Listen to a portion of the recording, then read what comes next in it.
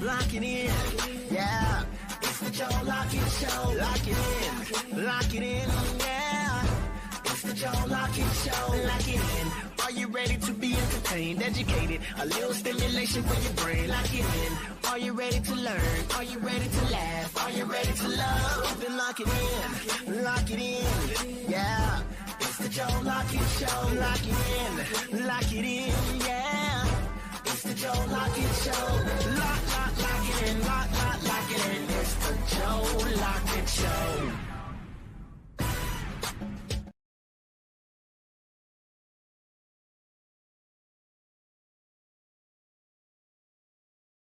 Instagram, YouTube, Spotify, X, Twitch.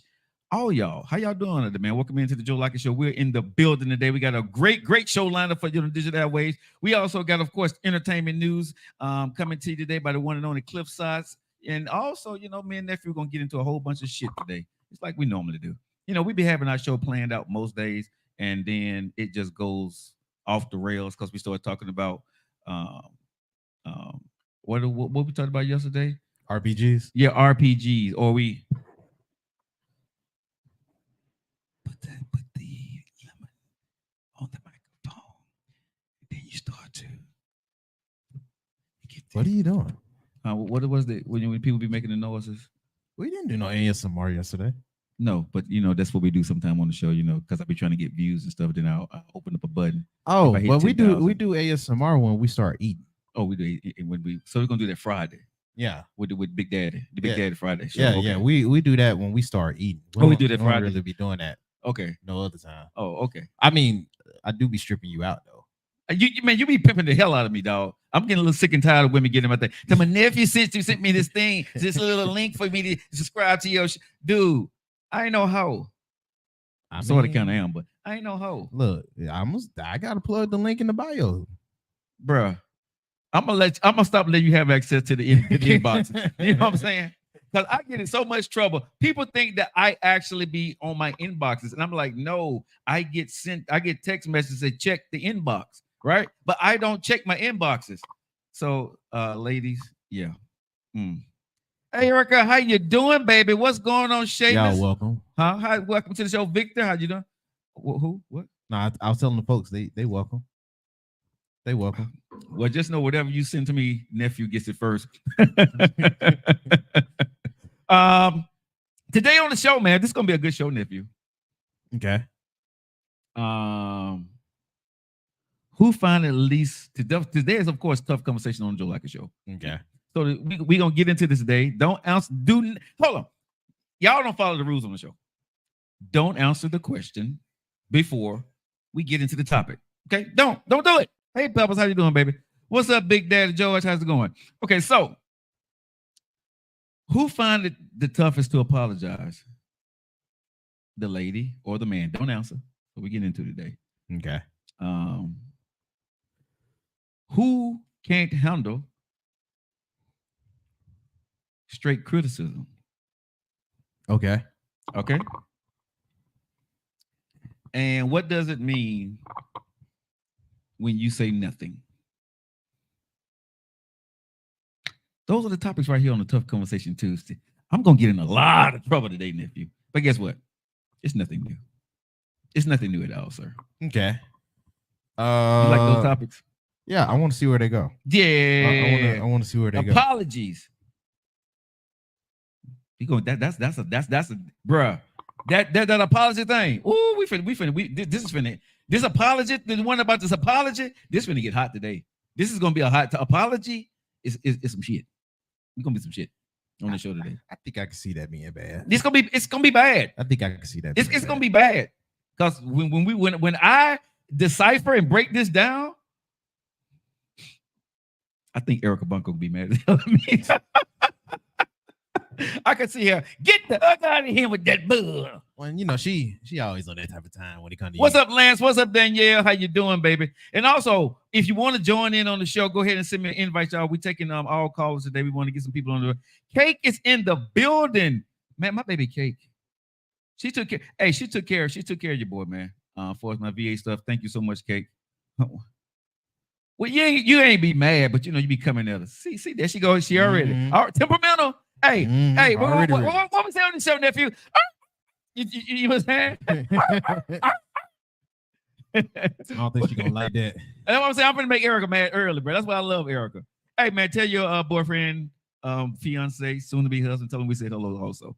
Just tell him we just be giving you a hard time on the show, but we love you. All right, guys, this is Joe Lockett Show, the Digital Airways. Get ready to get into entertainment news with the one and only nephew, because we got to keep you guys up to date before we get into the shenanigans right here on the show. And also, nephew, next week, we got a new audition coming onto the show as far as what we're going to be doing. I know you're looking crazy. Don't worry about it, but it's going to be something brand new coming onto the show next week. So y'all hang tight. Okay. We got some new stuff, man. Just listen. Telling me stuff while we live. Yeah. That's why I do it. Keep you on your feet, brother. Keep you on your feet. It's a Joe Lockett Show. Okay. So did you play in your little crazy worlds today? Yesterday? Last night? No. You didn't get on the computer? I was on the computer, but no, I didn't. I wasn't on the game. You didn't get on the game last night? No. I got on the game last night. I was looking for you. Dude, shut up. you I was on the game last night, man, and I was like, do anybody know where nephew is? He go by Cliffside, Clifford. He's on my show. I don't go by none of that on the game. I know nobody knew you. Nobody knew you. So the question I was asking, I was like, was he lying to us on the show? Did he really got a PlayStation or Xbox? Is he really on these games for real? Because I was looking, y'all. I was on them games last night, and I was going through asking people, do y'all know this guy? And they was like, no. And then they did say you may have an alias.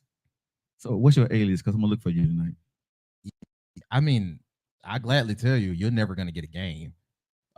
Is Blackout on Xbox? Blackout 8010. 8010. Okay, I'm gonna look for you tonight. I'm sure you won't find me. I'm gonna try to find you tonight. Hey, I ain't gotta ask too far for you though. The streets know you. The streets know you very well. Let's get it. Let's talk about. I'm unknown on the game, but in the real world, ask the Coners. Ask the Coners by Joe Lockett. Hey, Joe, Google me.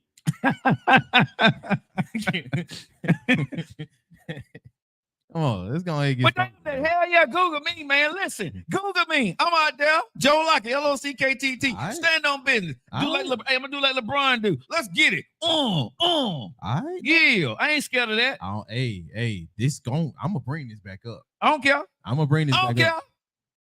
I don't care. Bring it up. Let's get the entertainment news. That's what I need right there.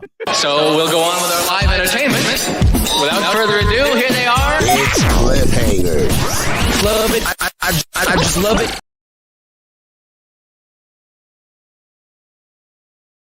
Today. All right, let's go.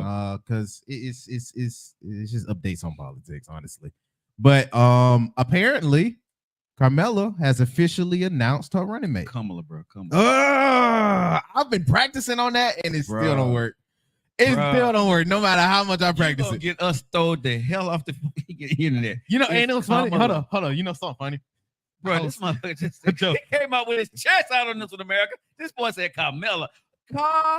Mel is M-E-L. Mel is M-E-L, dude. I'm sorry. Or M-I-L. But meal or mel, where you get mail from? I'm just can I ask you the question? Don't care like that. That's where I got it from. When I say it, I say it. Okay. I'm sorry. Y'all knew who I was talking about. No, hell, we didn't. All right. We gonna stop even answering you. When you mispronounce the name again, we ain't gonna even do the story. That's it. Because we don't know who the hell you're talking about. You assuming. No. I don't think you know everybody's name. I'm not gonna let you disrespect it. No, I'm not gonna let you. I'm pretty sure you don't know nobody's name is called that. So, no, but listen. But I'm not gonna let you disrespect possibly the first woman black president of the United States of America. Get her name right. Go ahead, Panther. I got you. I'm pondering. Get her name right, sir. Panther Bell. That's right, Panther Bell. Panther Bell Joe. Bell. Listen, get her name right, sir. She got enough problems. She don't need your ass up on him on the Joe Lockett Show talking about Camilla. I mean, I was trying to make it sound like it, but I got you. You trying to do what? I got you all day. Boy, going on with this movie. And talk about the vice president. Hey, you know it's funny though. Well, you tried to pressure me. My grandma did the same thing. Because he understands, bro. For you to be my grandma was like, you need to practice. You need to say it right. And it you practice. Right. I heard you in here practicing, and your ass came straight out and said, Carmella. Hey, hold on. You didn't even see vice president. Look. Bro, just say, I told you, say VP Harris. That sounds lame. It sounds worse when you mispronounce her name. I don't know. It sounds worse. It put some extra stuff in. Anyway, shut up, golly. Let me cover the news. That ain't the news. I'm with you. See, Erica says the best. I thought he was talking about Carmelo Anthony. Yeah, it rolled off just like Carmelo though. Yeah, see that y'all making me go off on a tangent now. All right. No, this is your own tangent. Making me go off on a tangent. You messed up the first person that possibly got a real strong chance of becoming the president of the United States, and you can't even pronounce her name right, and you black. The first person? Come on now. The first woman? The first woman? Didn't say that. Didn't say that. Okay, the first woman. Barack Obama. Barack Obama already did and Bill and Bill Clinton. Double down. And Bill Clinton. We claiming Bill. Yeah, we claiming Bill. Bill was the first black president. Hey, I ain't gonna lie. Hey. No. Bill can look white, but Bill black. Bill black, okay? We claiming Bill. He did some black stuff. We claiming Bill Clinton. Damn that. If Bill was ever somebody say ninja. Hey, we claiming Bill, bro. We claiming Bill Clinton. Well, let's go, man. Bill smoke weed. Hey, Bill did it all. Cheated on his wife in the White House. Got his head and the whole. Hey, bro. Bill did everything. Played the saxophone, bro. He did it all. Boy, that's funny. Straight pimp. Hey, and he kept his wife. She ain't go nowhere. She held it down. Bruh, Hillary didn't go nowhere. Hey, I ain't gonna lie. Straight pimping. Straight pimping. What? Where you going? Girl, I got you. I'm going to make you the president of the United States after me. You can run. I got you. She ain't go nowhere. You right, baby. I got you. That's it. Monica Lewinsky. Linda Tripp. That's funny. Hey, nephew, Monica Lewinsky. Linda Tripp.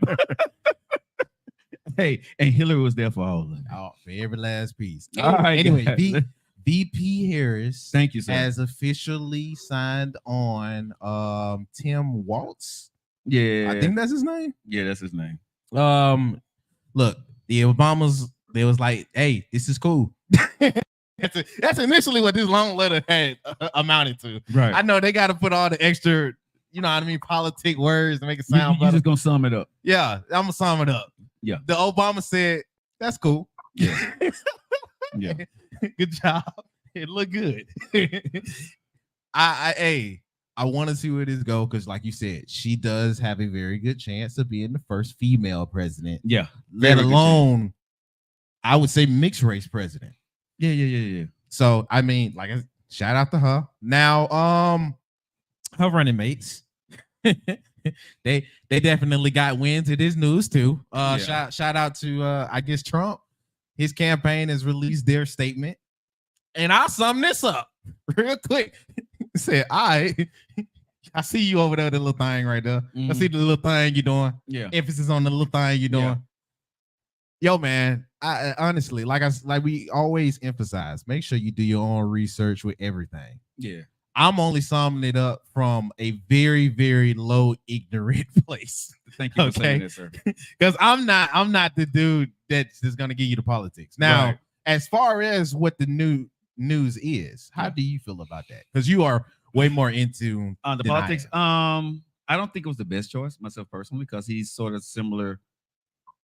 I don't think he hits her strong points, what the other people needs in the country. You don't think it balances out, or like it's going to give her? I think to me, they're going to have to sell their spiel now. Like Donald Trump got somebody just like him. I feel she got somebody just like her.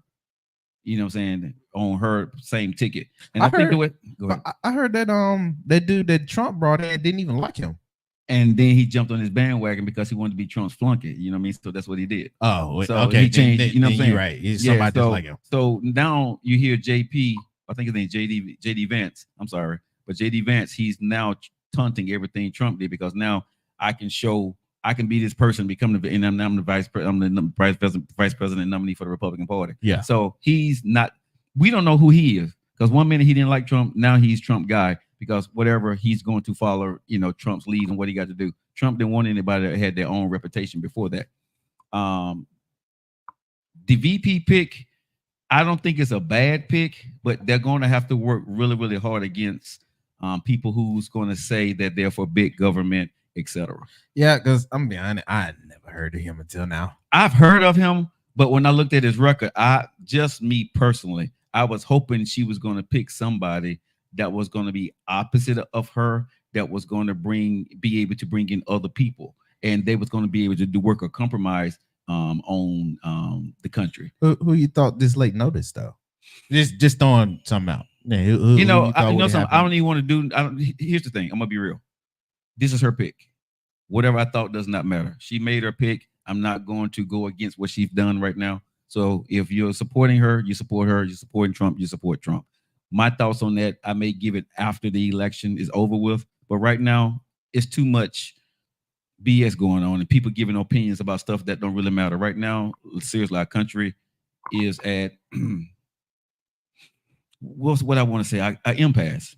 And it's very important that, if we hold down a digital airways every single day, to be responsible. So for me, I'm going to say, do your homework on your candidates. I'm not going to come out here with demagoguery right now.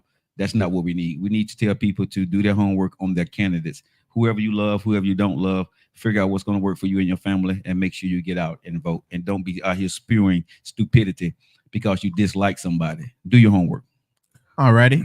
Now, as far as other stuff with T-Man, the Supreme Court, I guess, rejects his request for the land, I guess, with the hush money sentencing and stuff, the trial that he went through. Mm-hmm. They just rejected his request to delay it. The sentencing will be in September 18th. Mm-hmm. This is the stuff that he had going on with the little Stormy Daniels girl. Yeah. So that's a thing that did pop up in the news. Now I got some fun news before we get out. Okay. Can I say one thing? Sure. If you don't mind, about this race? For all the black people out there that are saying she's not black. Okay. And I just want to say this. Number one, kiss my ass. Okay. Because y'all full of shit. And to the white people out there that's jumping on this bandwagon, it's y'all fault. Really it's bad. Y'all fault that black people ain't black. Okay. Ooh, hold on. Let me get some air horns. You heard what the hell I said, bro. It's y'all fault get some air horns because black people, you know what I'm saying? Because let's just be real. And I'm just being honest. I'm not trying to be racist about this, but we need to stop the nonsense on the damn dumbass conversations right now. We were brought to America against our will, right? And we was some of everything to everybody, right? And mixed up and whatever that was, y'all know the story. So how dare anybody would sit here and want to say at the end of the day that you black? None of us are black. I look black, but my damn great grandmother was white. We all mixed with something. So stop with the nonsense and do your homework and vote. You know what I'm saying? Start with the nonsense, y'all. Especially the black people. We sound so damn ignorant when we say she ain't black because she did this and she did that, bro. If you're not gonna vote for her, don't vote for her. But I look like I'm black, but I'm not black either. Because like I said, my great grandmother on my mom's side, she was 100% white. My great granddaddy was black, which made my grandmother on my mom's side half white, half black, which made my mom, I guess 25%. And so that's inside of me. So y'all start with the dumb shit. Most black folks ain't black. Most of y'all do y'all damn genealogy, right? You got something else mixed in you because we was brought from a country. Exactly. We were brought from a country, right, where we were pure. But if you're in America, 9 times out of 10, you're not pure black. So stop with the nonsense. Do your homework. Understand your history. And just because you look different and you married a black woman, that don't make your ass black. You see what I'm saying? So stop it. Real talk. But go ahead, bro. Sorry about that, bro. I ain't got nothing. Shoot. Hold on. You want one more? And guess what? That was light pow pow. You stupid.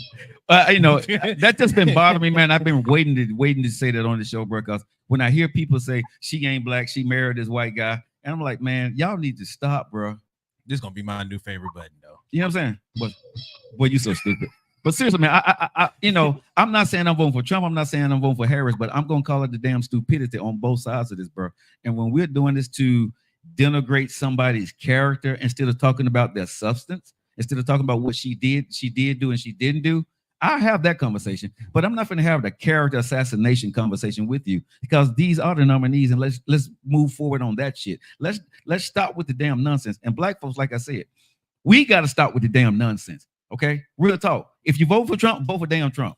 If you vote for, but I'll get on you with that one. That's what I'm tired of too. Because the last people they gotta say anything mattering race wise, that's got to be us. Bruh, come on now, bro. When Trump said that dumbass shit, bro, the other day, well, first she was this and first well, she's both of them, dude. Her mama is Indian and her dad is black. So damn, she's half.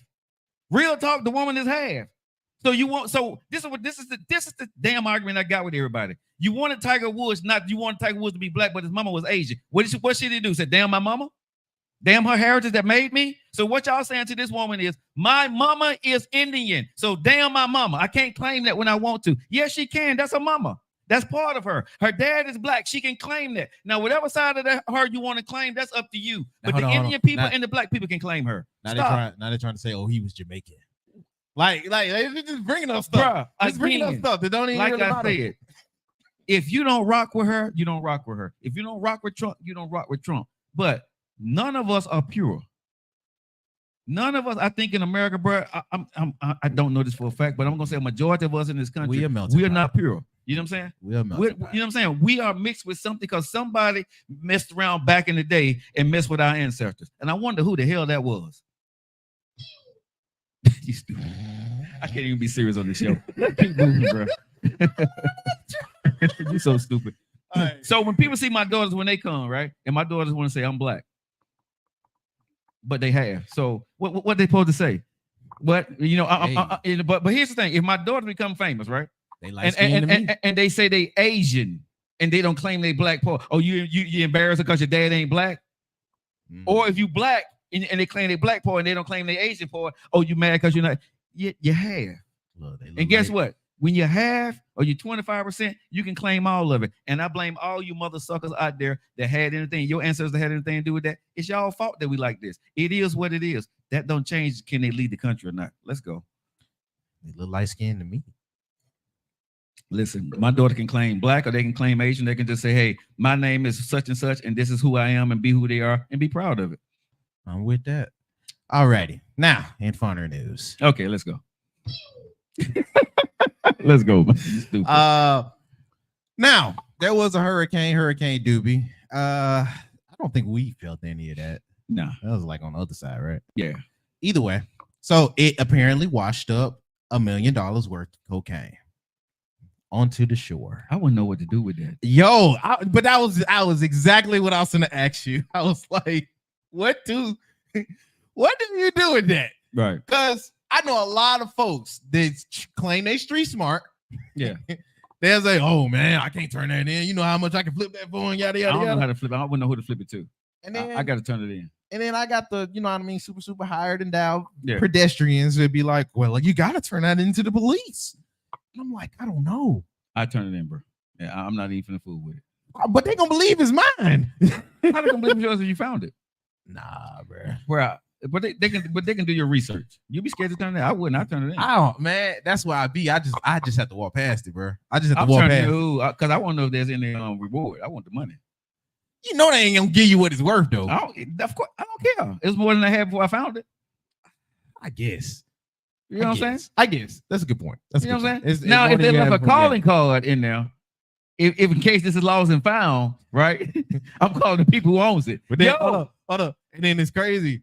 Have you seen that bear movie on Netflix? I don't watch TV. So, well, anyway, it's a bear movie, and the bear was on cocaine. Now, the only reason he was on the cocaine was because it fell out the sky and it was spread out throughout, and he got into one of the packages, so he was high off of the cocaine. So, with that being said, he was chasing after everybody, but the folks that dropped the package was going to go find it. Hold on, bro.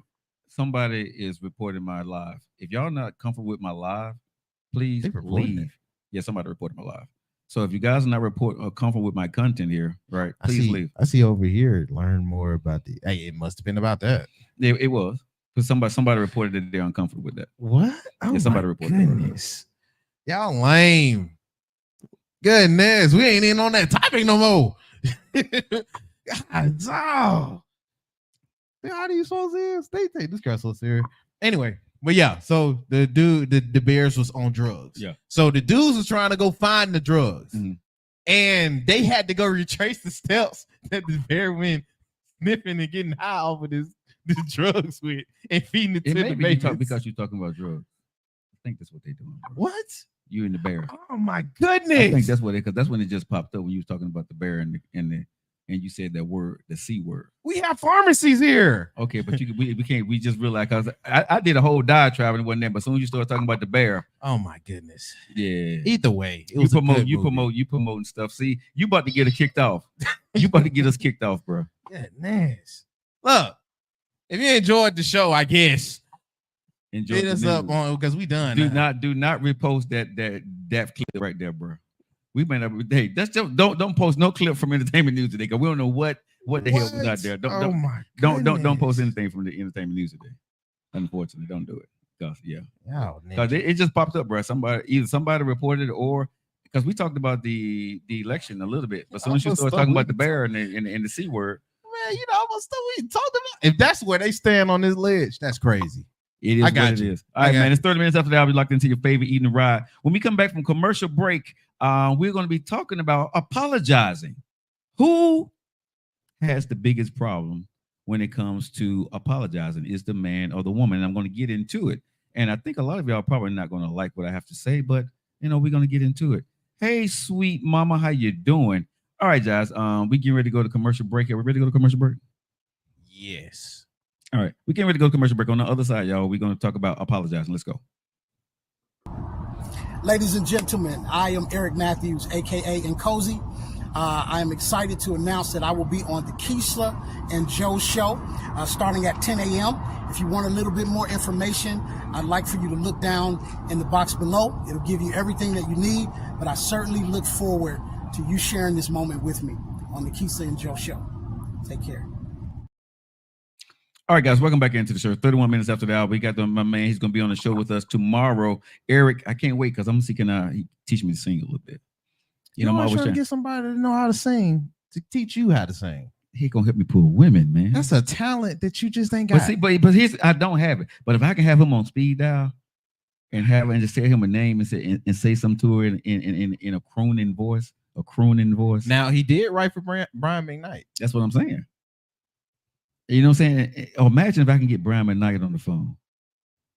Do I ever cross you? I'm just saying. Just imagine if I get Brian McKnight on the phone. You know what I'm saying? So, it is good. All right, guys, let's get to it. What I was just finna do, bro. What? Because we just went into radio mode. I'm not going to even lie. I was just finna say 866-245-5480.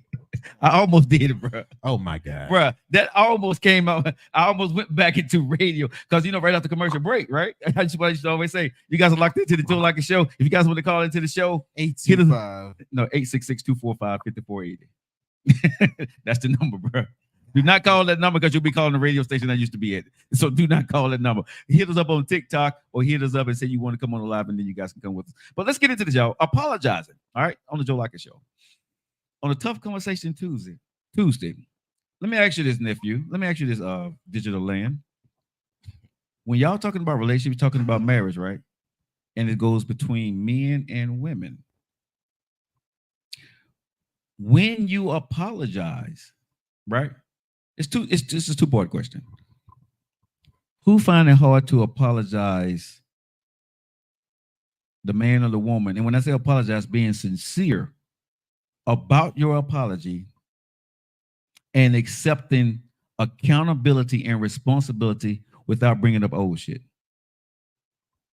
Like, truly, if you know you did something wrong, you truly apologize and then you explain why you're apologizing and you truly mean it.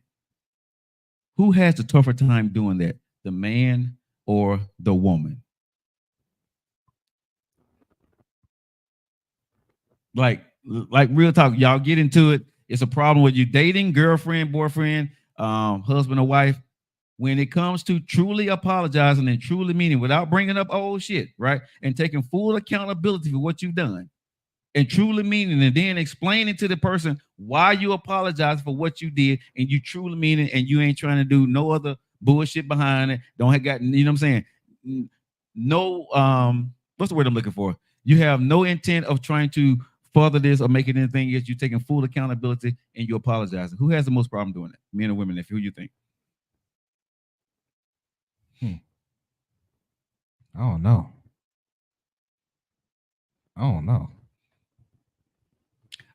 Women, Erica says women. Nate says women. I apologize if I'm wrong. I have no issues, says Mahogany.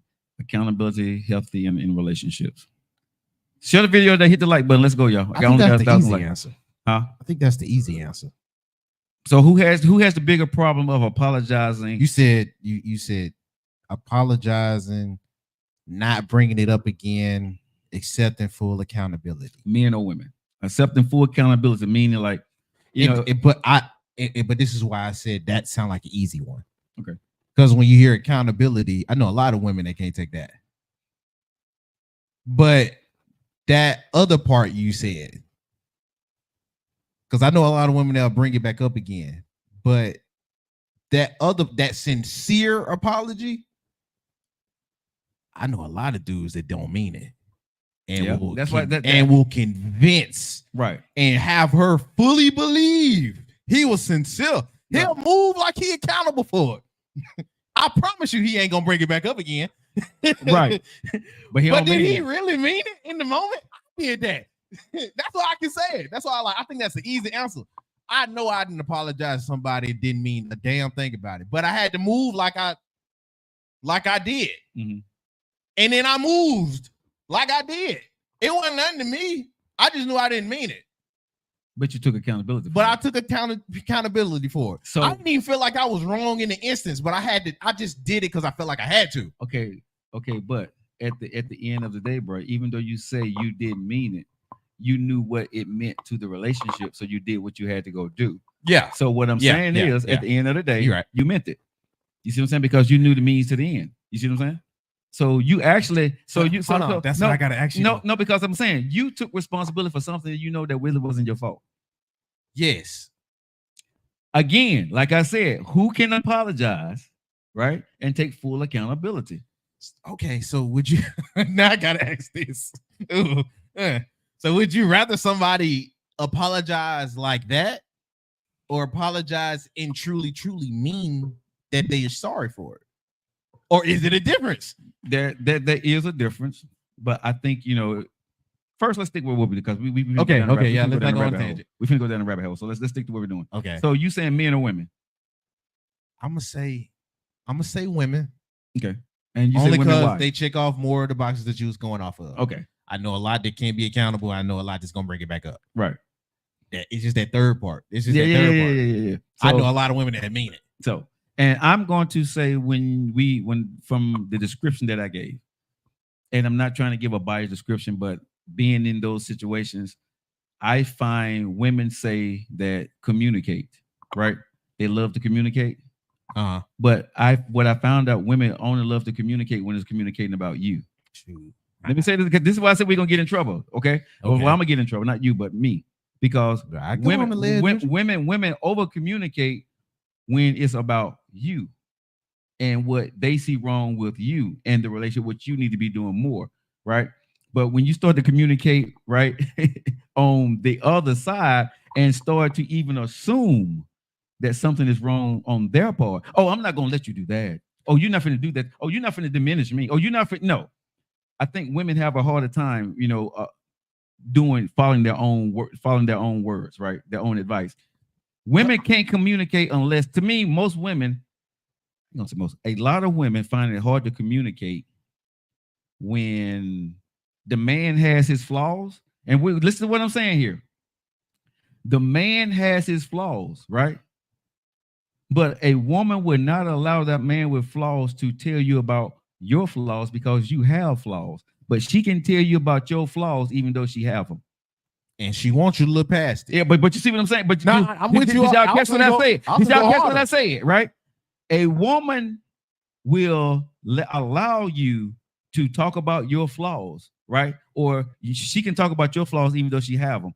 But you can't talk about her flaws if you have flaws, because she's going to make sure you understand the flaws that you have. And because of this is why she's doing what she's doing. Now, some men do this, but I found it more true with women. When it comes to communication, the communication goes if she's telling you to go to therapy, if she's saying she want to fix something, if she's saying this, then she's communicating. I need a man that can communicate with me. But if you got a man that's very articulate and very astute and can go on a diatribe or soliloquy with you and sit down and read you too, it do you better, right? How many of y'all gonna stay with that dude? Man, no, real talk. How many? Tough Conversation Tuesday. How many of you gonna stay with that dude? A lot of these folks that want to communicate in person, these communication specialists, they can't communicate. The folks that want it the most can't do it. True. It's a lot. Like of I said, some women to... mahogany. Like I said, some women, not all women, but some women. Like I said, communicate. It's a lot of folks that want to communicate and can't speak a lick. Let me keep it. Let me see.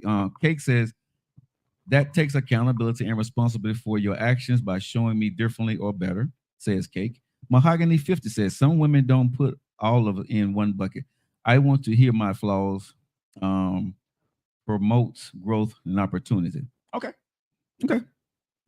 So, men or women? Nephew said women. I'm going to say women. I'm going to say women have a problem with accountability when it comes to communication. I think women over communicate when the man has an issue or she has an issue with him. I don't think a woman over communicates when she is the problem. I think. Wait. So is that the same as apologizing? Yes. Is that what you're talking about? Well, yes, because when it comes to it, right, I think women say they have a problem with the man not being able to communicate with them about what they're feeling, what they're seeing, and things of that nature. But when it comes to real communication, do you really want that conversation? Yeah, but this is why I'm not jumping all the way over there. Okay. Because apologizing is like one end of communication. No, that's really one end of it. No, I'm not saying that's an end all be all. No, okay. I'm not down on that. I'm not down on it here. No, that's just one part of what we're talking about. But I'm bringing it to also into communication, how women say they love to communicate. So I'm saying if you're a great communicator, right, you should be able to communicate too. Like, hey, yeah, that was my bad. I overreacted. You know what I mean? Okay. I found out that not to be true, and I truly apologize for overreacting and accusing you of doing what you're doing. And baby, I'm so sorry. Okay. How many women gonna do that? Because that's communication. You see what I'm saying? When you know you did wrong, right? Are you really going to apologize to that man because you overreacted? Some women will. Very few though, but some women will. But most women is not going to go above and beyond the call of the duty. But what a woman will do is wait for you to go above and beyond the call of duty because you accused of something that it wasn't. But if she accused your ass of something, right? Even though she found out that it not to be true, she gonna say you did something. Or no, she gonna find a reason. She gonna find a reason not to apologize and take accountability for her being wrong. She's gonna make it right in some shape, form, or fashion. And what do men do? We accept that. So again, I ask women: Are you really truly good at communicating? Are you really truly good at communicating, or you're only good at communicating when it does not include you? Tough Conversation Tuesday on the Joe Lockett Show at 43 minutes after the hour. Let's go. I got to do it, fam. I got to do it. If you ask for communication, you have to be ready to accept conversation. That's true. Wait, what? But a lot of people are not ready for that. A lot of women, and I'm not saying that men don't do this, but I think more women look at themselves as having the answer to their relationships because a man won't say much. And they're only when the complaint comes in a relationship, it's 9 times out of 10 what the man did not do. It's not about what she didn't do. It's not about why the man possibly went into a quiet mode or why the man didn't do certain things because of something that she did or something she said or something she fails to have the lack of, right? It's never, most times it's not that. How many women have looked at their man or your husband or your boyfriend and said, you know, some baby, it's my fault. Real talk. Let's talk about it. Tough Conversation Tuesday. How many of y'all have looked at your man, your husband, Okay, the man that you love and say, you know, some baby, it's my fault. I'm gonna do better. I need to improve. I messed that up. I don't want to lose you because I screwed up. Men do it all the time.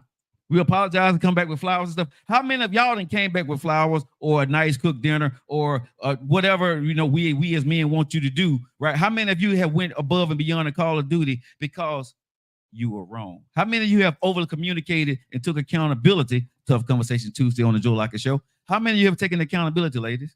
Like the man takes accountability. How many of you have had that tough conversation and really, really meant it? It's Joe Lockett Show. Let's get it in. Thank you for the glitter, baby. I appreciate you. Stop making these, Stop making these about women. I'm going to push back. Push back, baby. Let's go. You know I love you. I spoke to you about this just the other day and told you about a person who cannot yeah, he was wrong. But okay, baby, but cuz I'm gonna tell you this for you. You're one of the people who was standing your shit though. So I'm not talking about you because you were standing your shit and own it.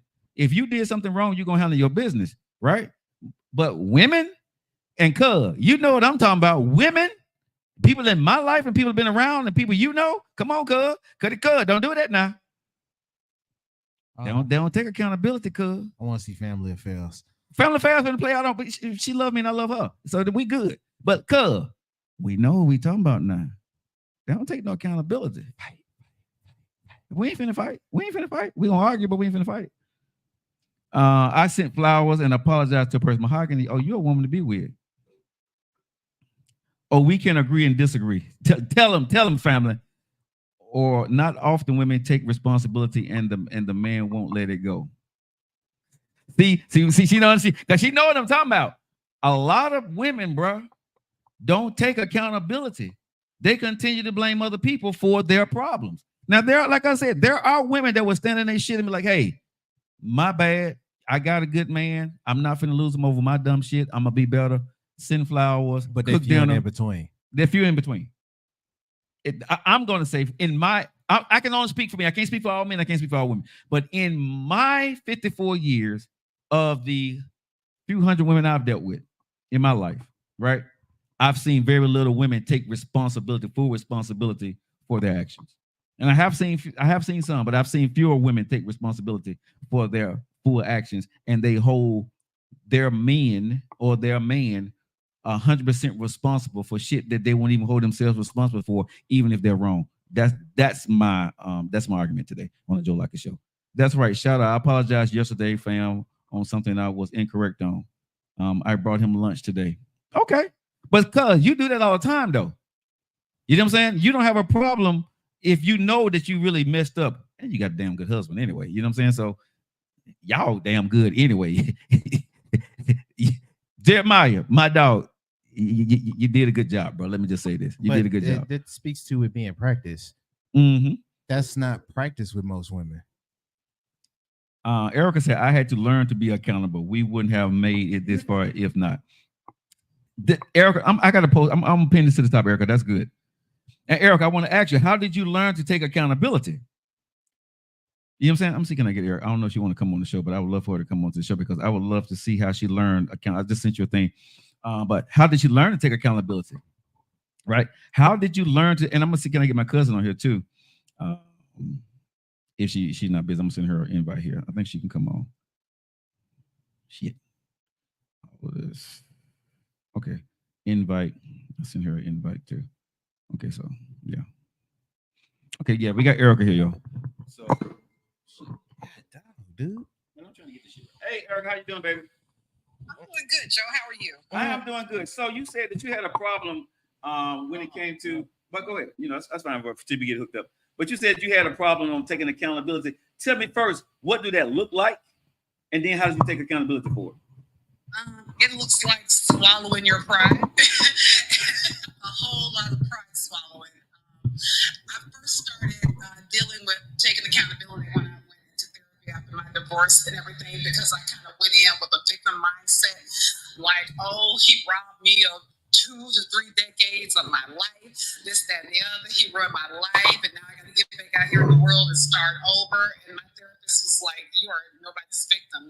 You need to unpack everything that you did to cause the decline of your marriage also. So that was good. My first step. And in this relationship, he just straight up calls me out. So But okay, so can I talk about this, Eric? I want to ask you this question. So when he calls you out, and we know that you can be a hothead when you want to, right? When this man calls, but we know that, and I love you. You know what I'm saying? But when he calls you out, right? How do you handle that? He's just like, you're wrong, and you owe me an apology, and we're not going to move forward until you apologize. So let me ask you this question.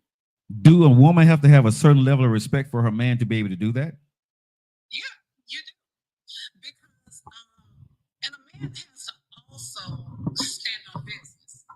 Like, it don't matter like how many tears you come up with or how you fuss or whatever. He has to stand on business and be like, you were dead ass wrong, and you need to apologize for that. Okay. I guess because I want people in the back of the room to be able to understand, if you're going through this, right, that taking accountability is very important when you're in a relationship. And why did you feel it's important to do this in this relationship, Erica? Because sometimes, like in the moment, you might be like, well, no, I said what I said, and I'm gonna stand firm on it or whatever. Mm-hmm. And then he looks at you and goes, well, no, you are wrong, and you need to apologize. We're not going to be able to move beyond this. And that's something you got to decide. Like, is that the hill you're going to die on? Or do you just want to go ahead and be genuine and apologize for what you did? So let me ask you, Erica, real talk. And I want to, please explain into detail. How do you apologize to the man that you love? I just say I'm sorry and mean it and correct the behavior and don't do it again. Okay. You know something? Whoever that dude is that you're getting ready to marry, kudos to him, because I didn't think anybody could ever, and I hate to use the word tame, but earn the respect of Erica Bunker. I really didn't, because she's tough. So kudos to that man. Kudos to that man, and kudos to you coming on the Joe Lockett Show, baby. I appreciate you. HR babe, my cousin, how you doing, baby? You there? Yeah, can you hear me? I can hear you, Cuddy Cuz. How you doing? I am doing. We good. So tell me about, at the end, because we were about to go for it, but then you caught my code language there, and so you understood what the hell I was talking about. Yeah. So tell us about, accepting accountability, being able to apologize and mean it. Yeah. So when I came on and you were talking about this, I thought about a situation that actually just happened yesterday between Jeremiah and I. And I reacted like just real reactive and like chopping down about something. I was incorrect.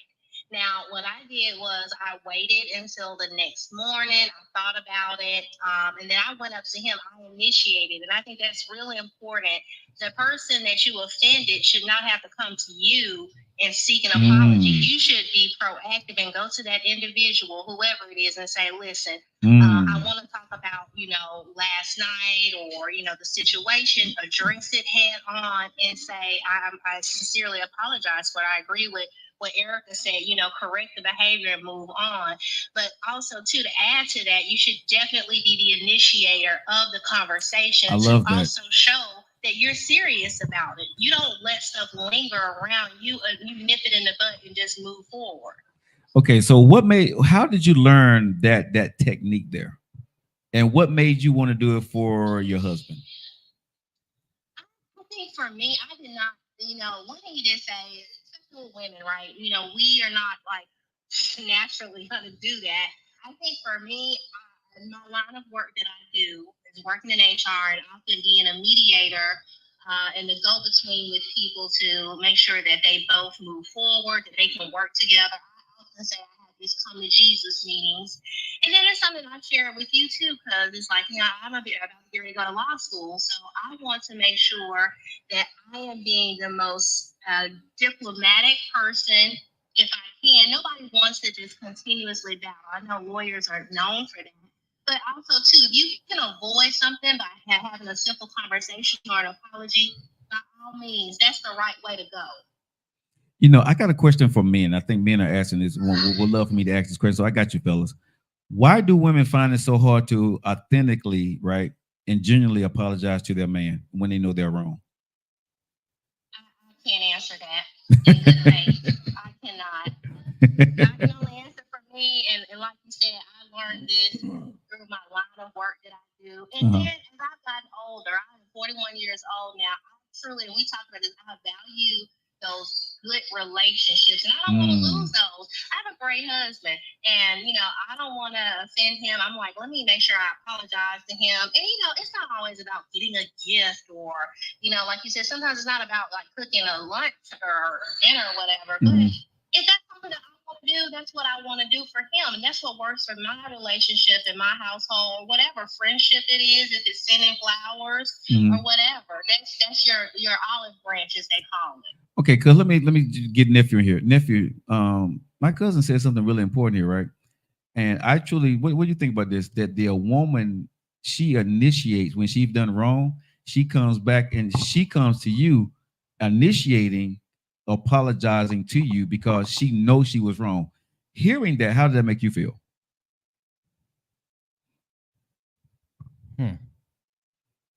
Because I'm gonna be honest with you, that would definitely foreign. It'd be foreign, but it'll knock me off my feet, and I will love her harder because now I know that we are a team. You know what I'm saying? I'm a part of something, and she's just not out, wait for me to mess up. Because a lot of times when you get into relationships, it's like she don't talk to you and talk about communication until I'm not communicating. But a lot of times women don't talk about themselves or come to you and say, hey, baby, I messed up. How many times did your wife didn't actually come to you or your girlfriend come to you and said that baby, I messed up. That was my bad. Bruh, if a woman came to me and said that, bruh, she ain't going nowhere. I got her. I'm going to be there all damn day. To me, when my cousin just said that she did that for Jeremiah, man, listen, that's sexy as hell, nephew. What about you? I ain't experienced it yet. So, but if someone told you that though, it'd be nice. Would you wouldn't feel no kind of way though? I mean, if it was the girl I like, of course, that's what we're talking about. It's so foreign, dude. I ain't really like. I don't know what you're trying to get from me. Wow. I'm saying, but see, that's the what we're talking about though. So let me ask you this, cuz. So were you like always like this, or did Jeremiah make you like this because of the person that he is? I was definitely not always like this. I can tell you that.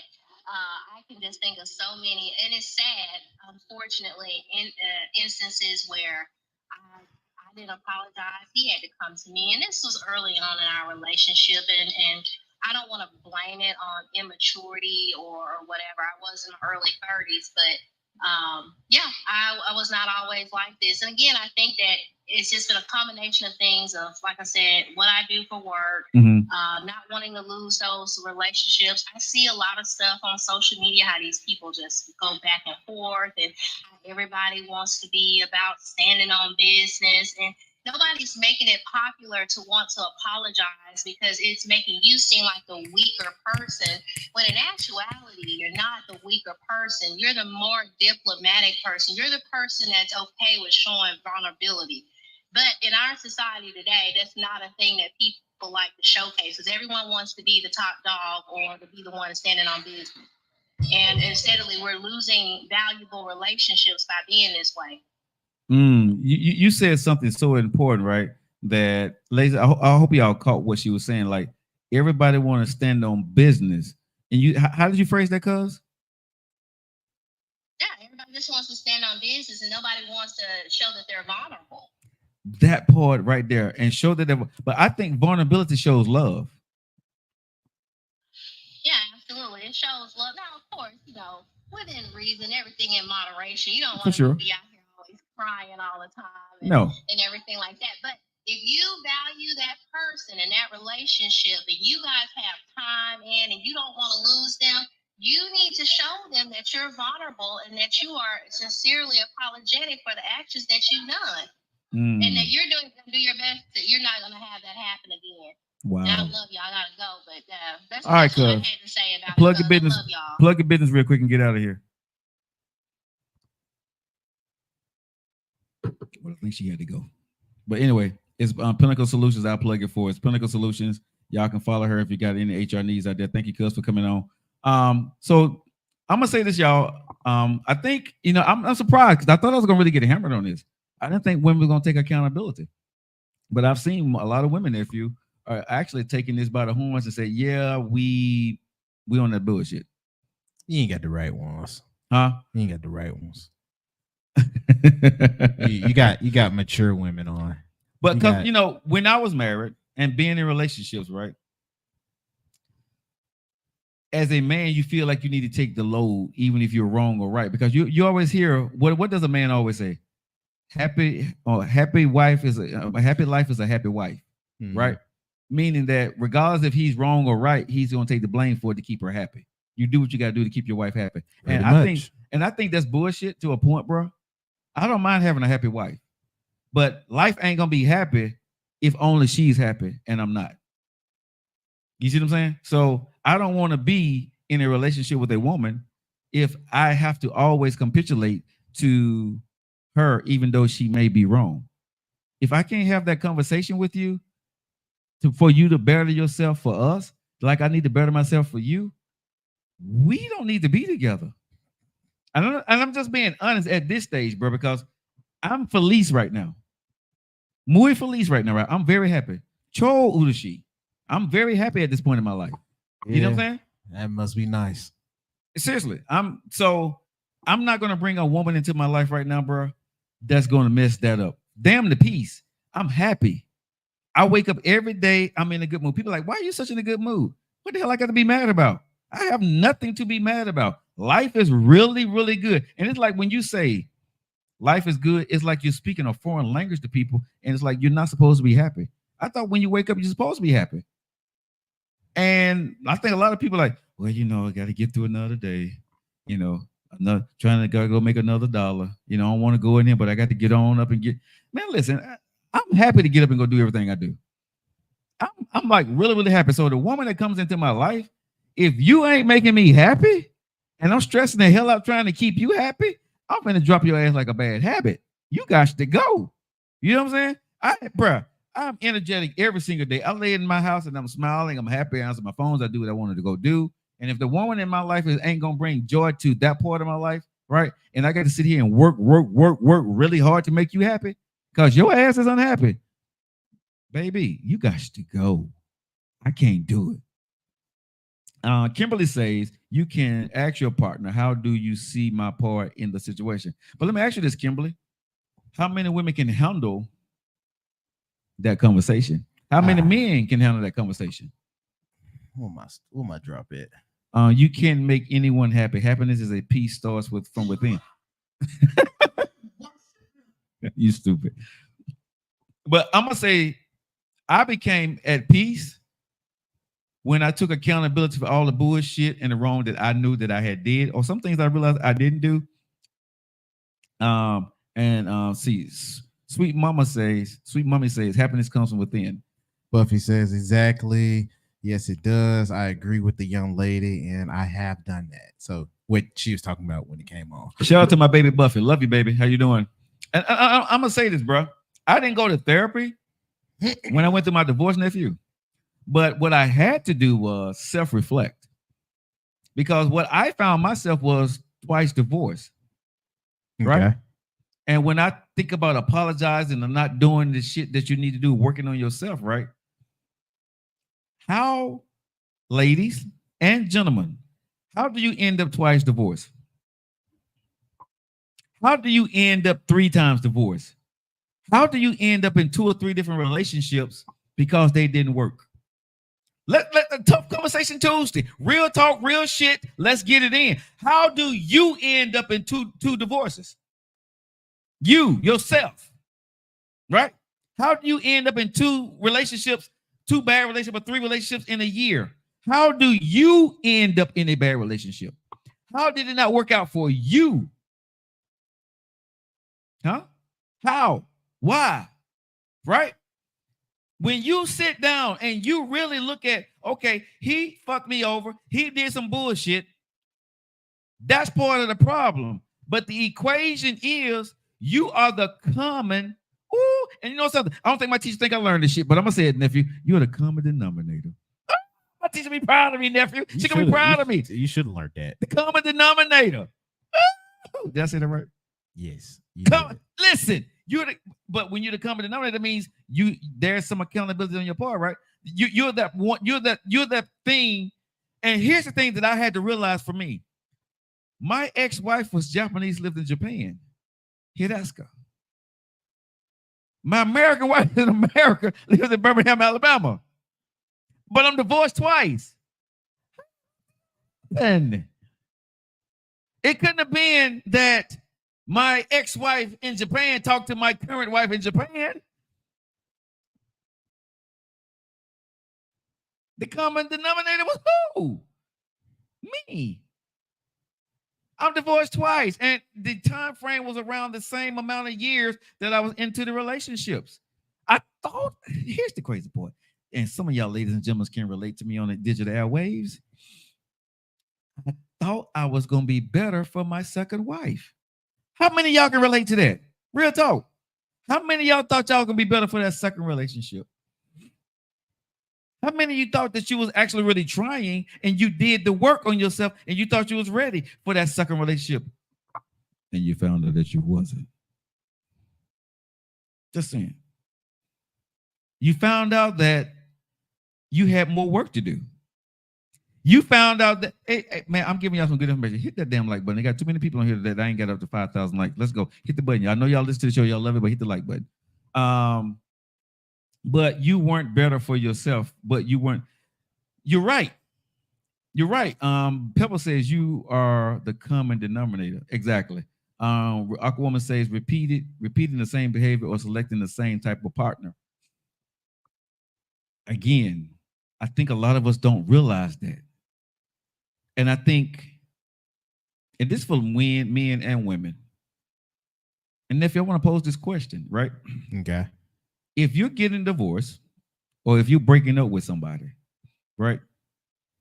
And you found yourself in this spiraling event in your life where things just seem to not work out for whatever the reason may be. Okay. How long should a man or woman wait before they get into their next relationship if this is a repeated behavior? If you find yourself in the same situation at least 2 times, right? How long should you wait before you get into that third relationship? Okay, so I can make sure I got what you're saying. Uh-huh. First relationship went wrong. Right. You eventually found out why it was that it went wrong. You think you knew. You think you found it out because you get in that second relationship and it goes wrong again. The same way? It winds up being the same way because a vase is going to crack in the same place that it did because it wasn't fixed the first time. No, I don't believe that. Okay. You knew why the first time. You knew the first time, but I'm saying it cracked in the same place because you thought you fixed it and you really didn't. Okay. You was not prepared. Okay. You thinking you fixed it and you know what I mean, and it just so happened. Your habitual habit still plays itself out. So what I'm saying is, how long do you think a person should really wait to get in that third relationship? Okay, Aquawoman says 2 to 3 years. Cake says have to reflect first, face self with all the. How many of us is doing that though? But nephew, how long you think you should wait before you get in a third relationship? Until you fix it. How many people you think that goes through that actually decide to fix it before they get in a third relationship? Nah, everybody going into a relationship broken. Most cases. I'm just saying it depends on how quickly you learn and adapt. Cake says until you sure of yourself. Yeah, but learning and adapting ain't really fixing anything. You just know how to maneuver with it. Sometimes it might even be you know how to not show it. I think we set up more smoke screens so we don't have to fix ourselves. I think a lot of times, bro, we don't want to admit that we were fucking wrong, right? That we are the problem. I got the house, I got the car, you know what I'm saying? I got my life together, but you don't realize that your attitude or your bluntness or your insensibility is bullshit. Men or women. I'm talking about being a women now, right? I had to understand that my brutal, upfront, in your face commentary to a woman is not what everybody can handle. Because I'm flawed and I can take it, right? And I don't say nothing. I'm cool with it. I'm thinking that I can just throw that shit back out at somebody else, right? You giving it to me, I can give it back to you. I don't give a shit. You know what I'm saying? But it becomes to be a problem. You have to know your audience. And then you got to understand when you're talking to the person, if you don't like your audience, you need to leave the room. Can I say this again? If you don't like your audience, you need to leave the room.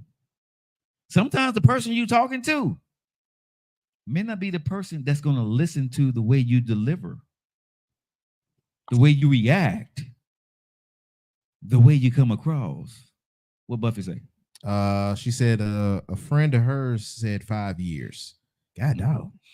You know, here's the thing, man. I'm gonna be honest. People are not gonna like my answer, but if your ass is the common denominator of 2 relationships or 2 broken marriages, I'm gonna say, bro, you need at least 2 years before you enter into anything related to relationships. You need at least 2 years. Number one, to figure out really where you done fucked up at. Right? Who you are as a person, what it is that you need to do. And then what you don't realize is, and let's be honest, America, you don't realize, which in 10 minutes after the hour, you don't realize who you need to become to be a good man or a good woman. You don't know what it is that you need to be good. Because sometimes you're so locked into the past relationship that it worked for till it didn't work.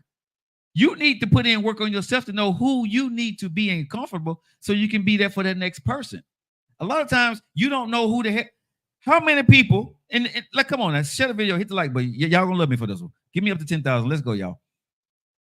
How many of us left a relationship that been in for 3 or 4 years, maybe 5 years, left a marriage you've been in for 5 or 10 years, and you didn't know who the fuck you were? Huh?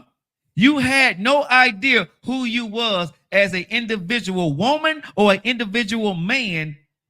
You didn't know what you needed to be for a relationship because you didn't know who the hell you were to be in a relationship because you were so used to being a wife or you were so used to being a husband.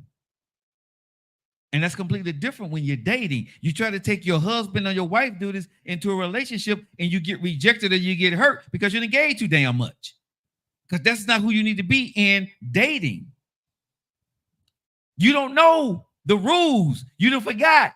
You've been tied down. You've been locked in a cage with some man or woman for years. And now you're free. But you don't want to be. So you started acting like you're not to somebody who don't care if you're free or not. Let's see what y'all are saying now. You can't be everything for everybody. I get that. Buffy and her friend agree with you over here. Huh? I said Buffy and her friend agree with you over here. Hey, Buffy and her friend, how y'all doing? Me, I had been married for 20 years. Oh wow! I discovered who I was after divorcing. That's so true. And I'm speaking from Mo. Y'all hear me saying in my soliloquies a lot of times that Mo, man of experience. When I got a divorce, I went into relationships like I was the husband. I started doing stuff. Started protecting and doing everything and being the best man I could be for her. I was giving her husband shit when she didn't even, what I'm saying? I shouldn't have been doing it. Number two is, number one is I didn't know what it was to be, I didn't know who I was. Let me stop with the bullshit. I didn't know who I was. You stupid. I hate we got a little bit of budget now because we got sound effects in the show. But I didn't know who I was, nephew. Have you ever been in a relationship that you've been in a relationship for so long that you didn't know who you were when you were not in a relationship? You didn't know how to act. You didn't know what to be. You look outside because usually you're routine. You call, if you're in a relationship, you call your girlfriend, see how she's doing. You know what I'm saying? Y'all planning to get stuff together. But now you're no longer able to do that because y'all done broke up. What am I to do now? I'm single. I'm free. I have nobody to call. I have nothing to plan. If you've been in a relationship with somebody or you've been married to somebody so long, bro, freedom is very quiet. Freedom is very scary. Freedom is very unsecure. I can't correlate. What's the longest you've been in a relationship in? 4 years. So when you broke away after 4 years, you didn't feel. I felt happy and relieved. Okay, so so you felt happy and relieved because she was no longer there. But a week afterwards, your habits of calling her and spending time, you didn't miss that? Or was just the end of the relationship so really bad that you was happy that she was gone? The end of the relationship wasn't like terrible. She didn't do nothing crazy. It wasn't like, you know what I mean? It was so really, really bad. Mm-hmm. It's just, I didn't feel like I had to do that anymore. Yeah. So I was more relieved on not having that pressure to do it. I could get back to time that I wanted. That's why I ain't really said nothing. I can't correlate for real. Okay. For real. So you wasn't in love with her at the end. I have love for her. No. At the end, you still wasn't in love with her at the end. Because if you're in love with somebody and abruptly or it ends, you find yourself. I guess you could say that because towards the end, I didn't think she was the one for me. Okay. So you departed way before the relationship ended. Yeah, okay. I was pretty much over with. Yeah. So that's different. But if you in a relationship for 20 or 30 some years or 5 years or 6 years, or at least I'm gonna say anything over 3 to 5 years, you're in a relationship with somebody, you get in a habitual routine, right? And the closest I had probably even felt like that would have been the second one. Okay, so wait, what? You said that's like being in an abusive relationship. I don't think so. I think when you love somebody, wait, what's like being in a what? Wait, yeah, explain what you mean on that. Freedom with what? I don't know. I didn't need to explain it. Wait, what? This is their name on here. So wait, what? Please explain it. Elaborate a little bit more on what you're saying. I think for me, when I was divorced, well, my second wife divorced me.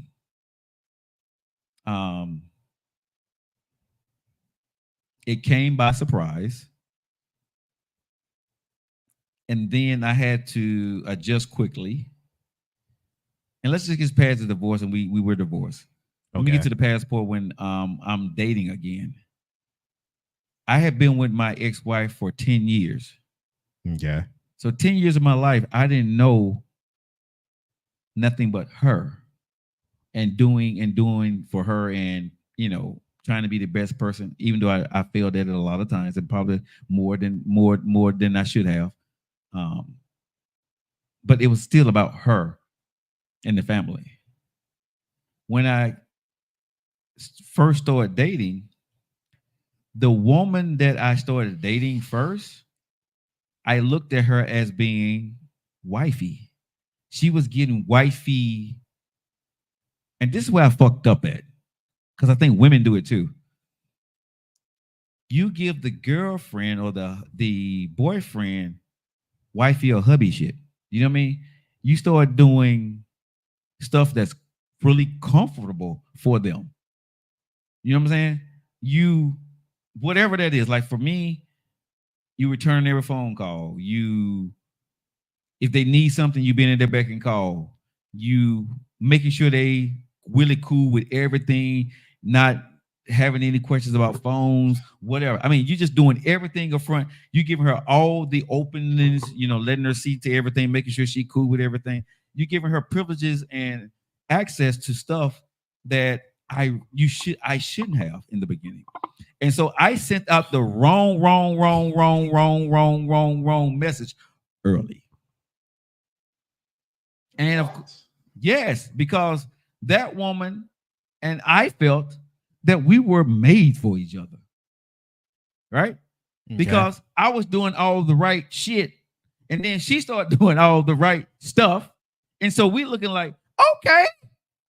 And she had been divorced for a couple of years. I just had got divorced, but we looking at each other like, oh, God, he doing this, she doing this, it works, right? But as time went on, I started to see things, and I had already put out the perception of who I was. and what I wanted. And, you know, I even threw in, you know, I can see you being the future Miss Lockett. Yeah, we going to be okay. But seriously, bro, you stupid. But I was like, you know, and I started to joke about, okay, hey, Miss Lockett, how you doing, baby? You good? You know what I'm saying? I was saying shit like that because it felt so right because I did husband type things. That's what she was looking for. But she didn't deserve what I was giving, and I didn't deserve what she was trying to give me because I was giving it to her. We both was like calling La La Land on some dumb shit. But it felt, how many of y'all have been with, y'all know what I'm talking about. How many of y'all have been there, right? Everybody doing the right things, not for no bullshit. We was on real time, real stuff, real emotions, but it was built on bullshit. It was built on false. No, it was built on no facts.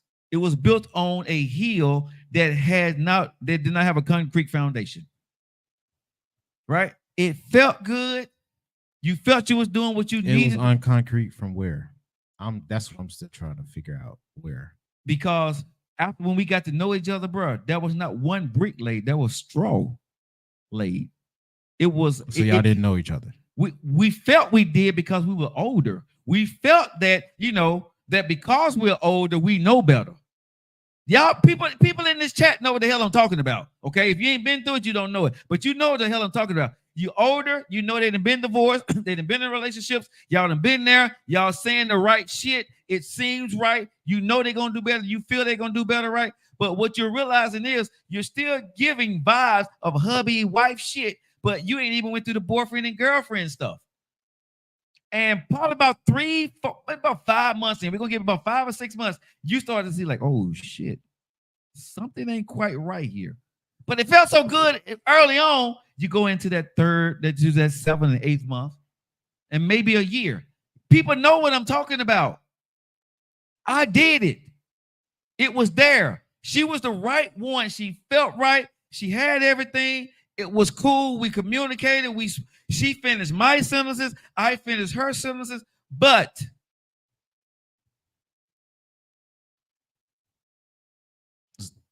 so y'all didn't know each other. You couldn't have, bro.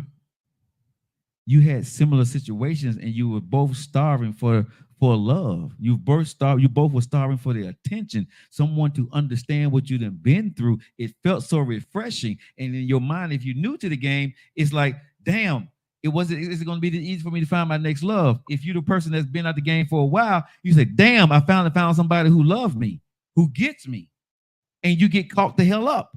Then the sex get good. And then, you know, the outings get good. So everything is fun until you start to be together. The only thing saved her and me was COVID, because we had to spend time with each other. And she got to see things about me, and I got to see things about her that were ugly as hell. And it turned ugly, and we had to separate. We had to part ways. But if we hadn't did that, real shit, I would have been in a third divorce. Because it felt so right. She wasn't maliciously trying to do anything bad, and I was maliciously not trying to do anything bad. It all fit. The puzzle was right. You couldn't say anything. She went in with a pure heart. I went in with a pure heart, but it was built on shit. It just looked like a house. It looked perfect, but it was bullshit. We both had our flaws, and it wouldn't have worked. Thank God. Seriously, thank God for COVID during that time, because we had to spend real time with each other. We had to spend real time. And when we got to spend real time, I got to see the good, the bad, and the ugly. And then I started to realize I don't like you. Oh. And probably she said the same thing. I don't like you for real. Oh, you not going to do that? Or you react that way in this situation? Oh, that's what you do? First time you'll say, okay, it ain't no biggie. Oh, shit. She doing it again? Oh, you don't do that? Or you don't, that's the way you do that? You know what I'm saying? But you start to see at the end of the day that you was on some high, you was on some bullshit. You was living on a high. You know what I'm saying? You were living on a placebo. Right? It wasn't what you thought it was. You made it be because you were so starving. I think some of us, and I'm speaking for myself, you're starving for love. You're starving for emotions. You're starving for somebody to say, I understand. Me too, right? And when you get that person and they do that on a continuous basis, and then they're fulfilling that small void or vortex that you have in your life of the phone calls, the flowers, the spending time, the sex happen to be, good, right? Their love and affection. You get blinded, and everything else, a little small stuff that really, really, really matters in a relationship, you kind of put that shit to the side. And then you start to move too fast because now you don't want to let that person go. And now you start to become the other side of yourself that you really not are, that you cannot continue to do on a continuous basis. Because you start to up your game and be a better person, and you're dressing better and you're doing more. But that really ain't you. But you're happy. This person fulfilled, this person that gave you something that you can have before. You're like on steroids. But when the steroids wear off, what do? You become depressed. You become angry, right? You get smaller. You lose yourself. And then you wonder, how the hell I get here? And then most people, or some people, they get to the point, nephew. You know what they say? That motherfucker lied to me. They ain't who they say they was. They put on their best character for me. They did their best Denzel Washington, the best Angela Bassett in front of me. They wasn't consistent. They wasn't consistent, right? But who bought into it? Hook, line, and sinker. Which means you were probably starving for something what? Also. Just something to think about. Accountability, right? When it comes to communication, is how we got here. Knowing when you're ready truly to communicate and be with the person that you want to be.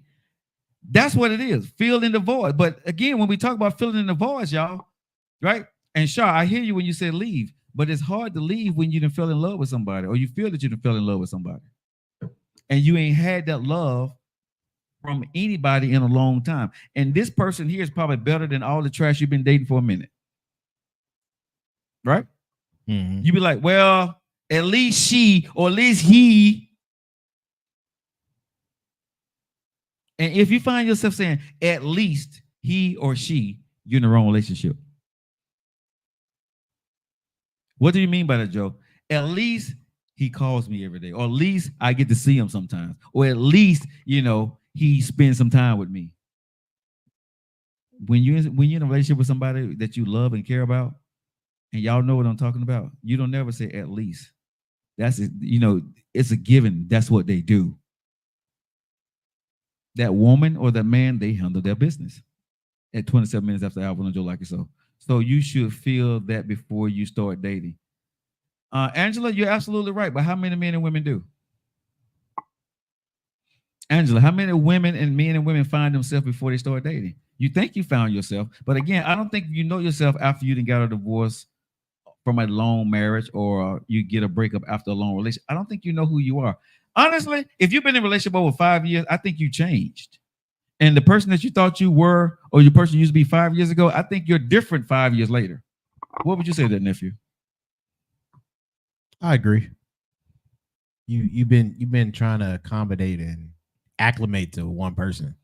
You ain't really had that type of time to just find what you like the most, because you are busy trying to find what y'all like to do the most, than it is you finding ways about you.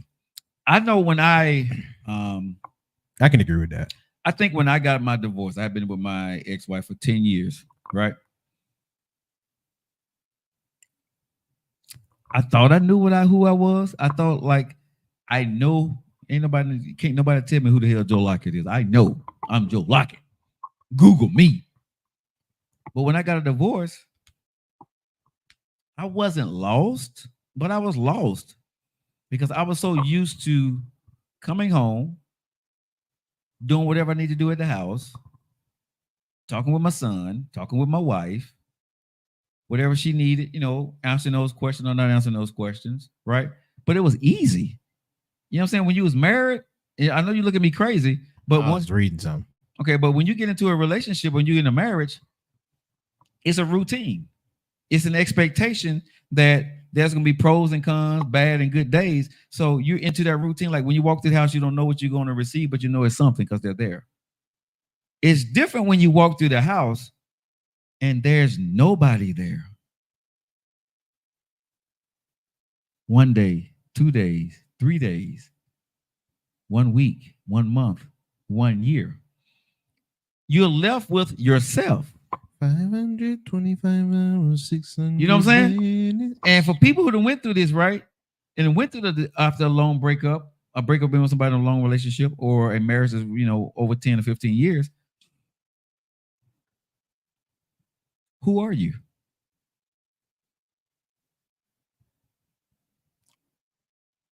It's not so easy, nephew. I believe it wasn't so easy for me to know who Joe Lockett was and who I wanted to be, because I was so damn busy on being trying to be a good husband and a good father. I lost Joe Lockett. Now in my marriage, you couldn't have told me that shit. You couldn't have told me that I didn't, I wasn't Joe Lockett, because I was Joe Lockett. But what I realized was, once my wife divorced me, who is Joe Lockett? I realized the people I had ignored, the things that I didn't focus on. I didn't even really know what was important to me anymore after I got a divorce. Did you know what was important to you after you broke up with your girl after 4 years? Who was important? What was important to you anymore? Did you know? Yes. Okay, I didn't. Because my wife and my son and my 2 daughters was the most important thing to me. And when I lost that, I didn't know what was important. I didn't know what real shit, man. I didn't, because I'm 54, so I got divorced when I was 50. I got divorced when I was 50. Right? I didn't know what should be important for real. Because when I woke up every day and I was married. Well, that's a decade. Yeah, but when I woke up, okay, when I got divorced with 5 years, we was together for 10 years. But my purpose. That's still a decade. Okay. Dedicated to somebody. Okay. So, but my purpose, and me and y'all can relate to this shit, right?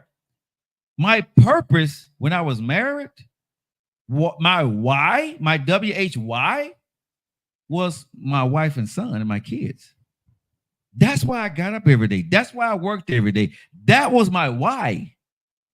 When shit went bad, it was because of, it didn't matter, because I got to make sure they gonna be good.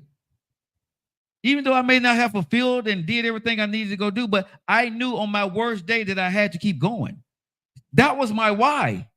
My ex-wife was my why. When she divorced me, I no longer had a why. Yeah, that's why I can't. Yeah. I mean, I know you can't, but I'm just telling people, and men know what I'm saying when we talk about this, and maybe some women can relate, but I know men can. When you get up and you bust your ass every day and you decide to pick a woman and you love her and you're in love with this woman, right?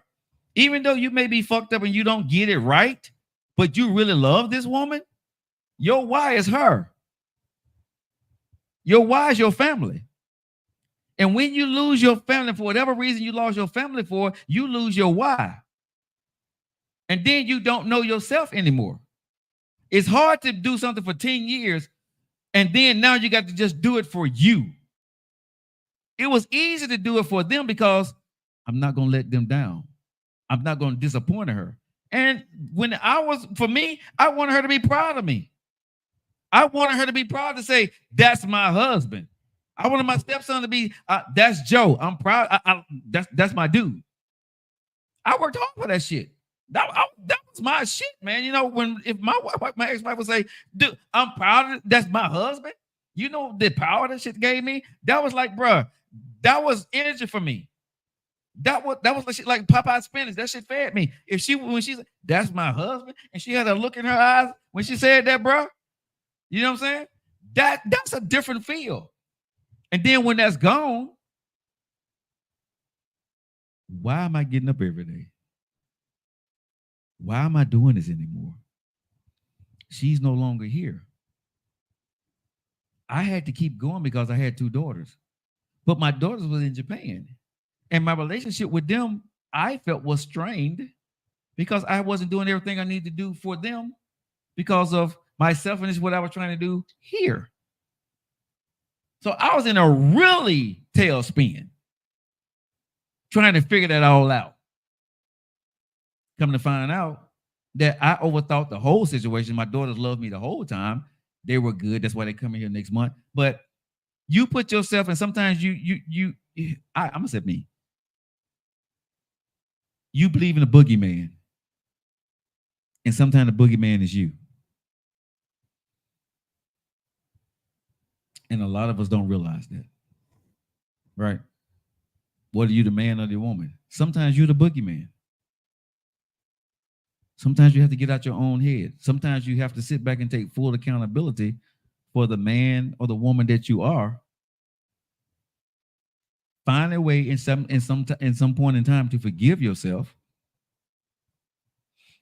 and work to be better. But you got to forgive yourself before you can forgive others. I did have to learn that. You have to forgive yourself. And I don't believe in the mantra that you have to forgive yourself for them. No. I just needed to forgive myself. I never forgave myself for my ex-wife. I never forgave myself for my parents or my kids. I never forgave. I forgave myself. Who says that? Most people say you have to forgive yourself for them. You know what I'm saying? No, well, I think you twisted it. But no, I'm saying they said forgiveness is for yourself. Okay? Yeah, I think. I did twist it. Yeah, forgiveness is for yourself. Okay, but for me, and I said forgiveness for me. I don't know if it was for me. I just had to figure out what it meant. So let me just erase what the hell I just said, because I don't know if I did it for me. I just knew I had to figure out what I did. So I don't know if I forgave. I can't say I forgave my ex-wife and my family, for me. I just had to figure out what the hell I did to get here. And then once I figured that part out, I was able to forgive. You know something? I'm lying, nephew. I forgave them before I forgave myself. That's the honest God truth. I forgave other folks, and then I started to work on me. Because it was easier for me to forgive what they did. It wasn't a big deal. It was tough for me to figure out what the hell I did. Because I could see why my ex-wife divorced me. After about 2 months after the divorce, I could understand some of the stuff that I had done. Okay, I probably divorced my ass too, right? And I didn't look at what she did. I just looked at what I had done to her to push her into the mindset over a couple of years to want to do that, because there were things she asked me to do and I didn't do, right? And I know me. You can't reach me if I don't want to be reached.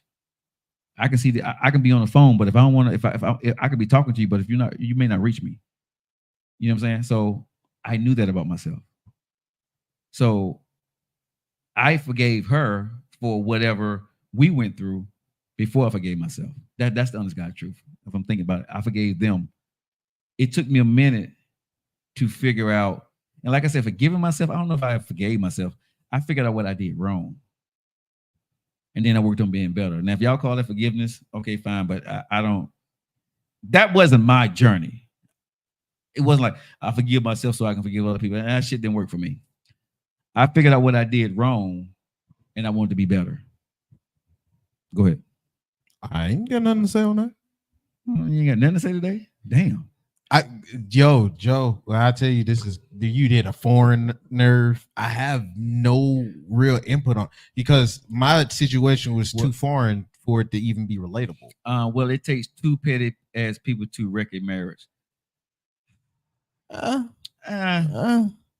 guess. I think 2 petty people can wreck a marriage. I think you just need one. Hear what I say. And tell me, do you agree with this, nephew? I think it takes 2 petty people definitely to wreck a marriage, but I think 1 petty person can cause the other person to become petty, and it wrecks the marriage. That's why I say I think it just take one. Yeah, because all you got to do is just show how far you're willing to go. to get out of it. And Kimberly said something important. Knowing your worth can cause a marriage to fail. Okay, explain that, Kimberly. I think I know what you mean, but explain that, Kimberly. What do you mean when you say? And I'm seeking to get Kimberly on here. That's if somebody don't think you worth what you feel like you know. But when you know your worth, how do you cause the marriage to fail? Because the other one don't think you're worth what you think you know. So why did you marry that person? That's why I want to ask her here. If she comes on, I'm not for sure she comes. I just sent her an invitation there.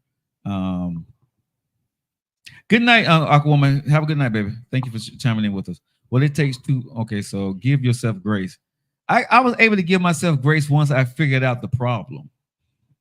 Because I truly believe that one don't equal anything but one, right? It takes another part for it to equal something. So for me, and you tell me what you think about this, nephew. If there are two people, it can't be one problem, right? It has to be two, because if you just say one, right, that means that there's nothing else is going to equal to. So for me, it took, okay, so if she's this and I'm this, how did when we come together, it equals to that? And that's where I had to learn to understand, was to take her out of it and listen to the conversation and replay the conversations that she had with me and I wasn't in agreement with. And then I had to start saying, why wasn't I in agreement with it? Right? And what could I have done better? Two things that sticks out with me. She asked me for therapy. I said, hell no. I know how to open up my mouth. I don't need another person to tell me what the hell I need to say. I can say it directly to you. I don't need to talk to nobody else. I've said this before on the show. When she asked me to go to therapy, it wasn't for Joe Lockett to speak. It's for Joe Lockett to shut the hell up, because she couldn't speak to Joe Lockett. She needed somebody to tell me to shut up so she can speak, or the person can tell me what she was feeling. I missed that. Because I was too arrogant. You see what I'm saying? I missed that part. It was about, for me, it was about why the hell I need to go to therapy.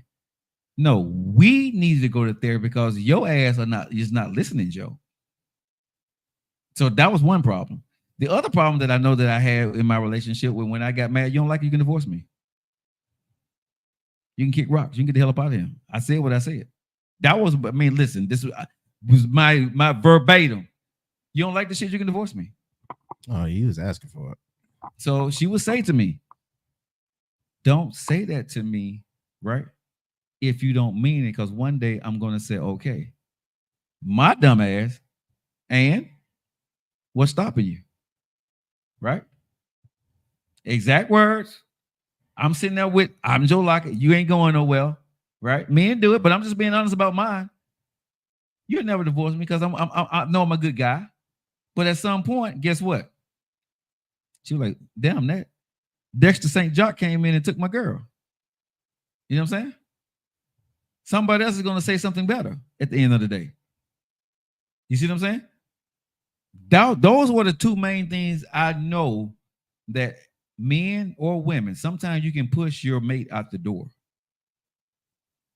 just by your action, your inactions, and by your cruel words that you're saying to your mate, because you think they would never turn or change on you. Let me raise my hand. I lost my whole family for my bullshit.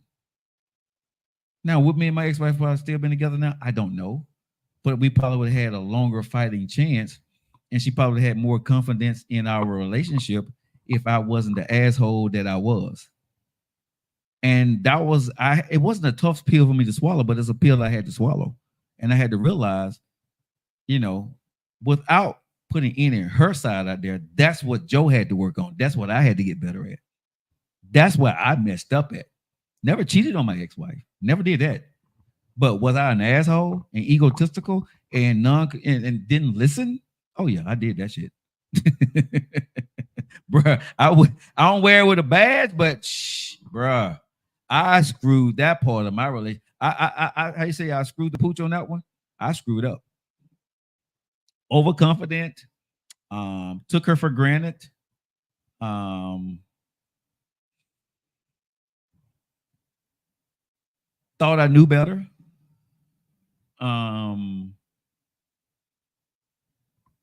Didn't realize that sometimes, listening with the intent to solve, that's important, right? Listening with the intent to solve the problem, right? And not me solve the problem, but be compromisable. Because when men listen to a woman, you want to solve the problem, and sometimes a woman just wants you to listen and not answer. Right? I didn't know the difference, or I didn't give a damn about knowing the difference. You said this, I got a quick answer for it. You said this, I got a quick response for it. You said this, but we can do this, and this. And sometimes she just wanted me to shut the hell up and just listen because she just wanted to vent. It wasn't about she needed an answer to her problems, right? It was, I want to tell my husband what's going on, and then let me tell him my solution to it. And if I ask him what do he think, then he can give his opinion. But because I'm her husband, my dumb ass nephew, she tell me something, you know what I'm saying, before she can even finish. Oh, baby, don't worry about that. This is all you got to go do. Ninja. She wanted just to tell you about it and what she thought about it. But I'm already giving answers and solutions to a problem that really probably wasn't a problem. I just had to say my opinion because I'm the husband and I'm the man. I done been through that before, and I can relate to it. And I can say, well, when I was in radio, or when I was over in Japan, or whenever I did this right here, this is what I did. And so this is what's all you need to do. And that's going to be easy. I just shitted on everything that she just said. I probably did the same thing, just the opposite way. Yeah, but I'm saying, but that's what we do. I wasn't trying to offer nothing. Yeah, that's what I'm saying. Okay. but men, we have a tendency, right, to under communicate or over communicate, right? And sometimes men, we don't know how to get out our own way because it sounds so right. We do be right, but it's just not the right time to say it. That's what I had to learn. When you with a woman that you love, bruh, let her ask you the question, right? Before you give an answer. Boy, I ain't ready for nothing right now. No, but seriously, this is a big learning lesson for me, right? Okay. Let her ask you the question before you give her the answer to a question that she didn't ask when she was just talking to you. Jesus, no. But I'm just being honest, bro. If women on this feed are watching us around the world, right? Nah, they've been quoting you, right? They agree with you. They understand what the hell I'm saying, right? And I'm taking full responsibility and accountability for the bullshit that I was on. And not saying that I'm completely cured and I'm 100% that I won't do those things, but I can recognize when I'm doing them now. I can recognize when something, I'm gonna be quiet. Is what I say to myself. Or proceed, babe. I'm sorry for cutting you off. My bad. Because I have a tendency of interrupting when I know the answer to something, or I think that I've been through this before and I can relate to something and tell you, okay, this is all you got to go do. And she didn't ask me the damn question to even open my mouth. She was just talking to me. But because I'm your man, I think I just go ahead and interject because I'm comfortable with doing it. And then most women will capitulate to you. Okay, baby, you're right. In her mind, like, this motherfucker need to let me finish my story. You know what I'm saying? But she don't say that to you because she don't want to bust your ego. And you feeling like, yeah, I told my baby I helped her out today. Dude, you just mess around and messed up for real. Because now she's probably not going to tell you the next time. She's not. Because you're not going to listen to her. Right? And so now I'm learning to shut up and listen. Say less. Listen more. Speak when spoken to. Right? And that's that's a really tough thing for me. Thank y'all for giving us the 10,000. I appreciate that. Angela says ignoring a person is just as bad as abuse. It is. Sandra says, yep, we just want your ears. And I'm gonna say, fellas, to this, it does not hurt to say, do you want me to listen or respond? Because some of us don't know, because sometimes, with the person that you're with, you don't know if you want them to respond or not. So, baby, do you want me to respond to you, or you just want me to listen to what we're about to say, right? And it may make her a little bit upset, but it gives an understanding of the context of where you need to be in. And don't be nonchalant. Just be very, if you don't want to talk to her right now, you're not going to listen, don't sit in that conversation right now. When you listen to your woman or your wife, make sure you're gonna be attentive. And then when she's finished, you can repeat back to her what she said. Now, ladies, I mean the same thing for you, but I'm just really getting on the men right now because we have a tendency just to shut up and tune out. We quick to do that shit, right? And then when she says something, right, you picking up pieces, but the details of it you sketchy on. Right? Real talk. So, like I said, don't attend a conversation that you're willing not to attend and show up and be aware for her. You know what I'm saying? Because a lot of men, bro, are weak as we said, yeah. You right? Really, you right, baby. Yeah. That's crazy. Right? Exactly. Exactly. Right? And bro, we're big on that shit, bro. And that's why I say I don't want to be in a relationship where I'm taking her for granted. If she talks too damn much and you don't want to hear her conversations, don't get in a relationship with her, bro. Because that's who she is. And she's going to talk a lot. And she's going to expect you to be attentive. I don't care how fine she is, how good the sex is, let her go. Because you're going to run into problems later on, right? I need to be with somebody that I can laugh, joke, and cut up with. And when I need to be attentive, I can be attentive. When I need to be serious, I'm going to be serious. Is it going to be perfect? No. But the one thing I know, the next woman, if I ever be with somebody again, is going to be here. I don't need to be right. I just need to be loved. I don't want to be in another relationship where she has to be right or I need to be right. I don't want to be in that relationship anymore. I don't want to be in a relationship where she get caught up in her feelings and I get caught up in my feelings, right? Damn all that. Respect her feelings. She respect mine. If she says she's right, okay, baby, you're right. If I say I'm right, baby, I'm right. It ain't that goddamn important no more. It's really not. When a woman loves me and I love her, I'm not trying to take her peace. I'm not trying to disturb her peace, and I'm not trying to take her away from her kids or her family. If I have to prove to you that I'm not that guy, we're not going to make it. If she has to prove to me that she's not that woman, we're not going to make it.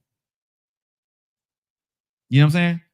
Everybody got to put their big boy drawers on, their big boy panties, their big girl panties on, and become adults and mature and be able to be about, that life, nephew. Because if you're not, this shit ain't going to work. I'm sorry. It's just not going to work because at some point, the person that you want them to be, they're not. They're going to fall short because they tried to be something for you that they're not. And that's what I had to truly understand from 2019 to now. Right? I had to learn to be a better person and want to be a better person. But I had to find my why, and my why became my daughter. I realized that I work harder for other people than I work for myself. What about you? What, as far as working hard for other people? I work harder for other people than I work for myself. I really do. I go in harder for other people than I go for myself. No, I'm the opposite. Okay. Because without my why, if my daughters wasn't here, if I didn't have any daughters, I don't know if I'd be doing all of this. I think that's why you do that, though. You got kids, you had a wife. That's what I'm saying. You have things that would have been, I guess, another motivational. Yes, and like I said, my why. If you listen to successful people, they say, "What is your why?" Right? When I found my why again, and then really put a definition to what I really wanted to be, it was always my daughters. But then once it wasn't my wife and my son anymore, it was just my two daughters. That why had to become really strong of now I want to make my daughters really, really proud of me, and I want to lead them something where, okay, they can retire at the age of 40. My grandkids will be retired at the age of 40. That gave me a goal. That gave me something to drive for, because if I looked at my life right now, I'm happy. I don't really need much anymore. If I ain't have any kids, I'm not going to go ahead and bust my ass and try to take it to another level. There's no reason why for me. But because I have my daughters and potentially grandkids, now my why has grown really stronger. So now I got to get out here and up the game, because now I want to make sure that they're going to be okay. That has become my why now. And for me, that's the way I operate. I realize I work harder for people I love than I work harder for myself. And I didn't learn that until after I got a divorce, because I didn't know that. I didn't know that I worked harder for people. When I started to think about it, when I was a kid, I worked hard because I wanted to make my mom and dad proud of me. Right? Then I got married. I wanted to make my wife proud of me. When she was no longer there, I found another wife. She was proud of me. I didn't realize what I was doing though. I was working hard to make people proud of me, to get the the accolades, right? Of I'm proud of you, go boy, you did that. That a boy. That's what I was craving. That's what I wanted. I didn't know that until it was silence and nobody was doing it. Then I'm like, why the hell am I doing this for? So for a while, nephew, real talk, when I first got a divorce, I was angry. And I just refused to be defeated and people see me down and out. Right?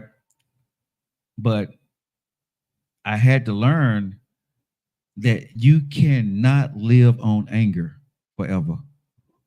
It burns you the fuck out. It does. You can't be angry forever, bro. You can be angry for a period of time. You can be angry for a long time, but you cannot be angry forever because it subsides at some point. Some quicker than others, sometimes longer than others, but anger subsides, right? And then what do you do? And once I stopped being angry with people, because, my gym, everything, I'm mad. She did this. He said this. At some point, bro, it's one day like that. It ain't anymore. It's like, You ain't mad no more. Now, where's your energy? Where's your power? Right? It's one of those things. It's a psychological thing. You don't know that you're going through it.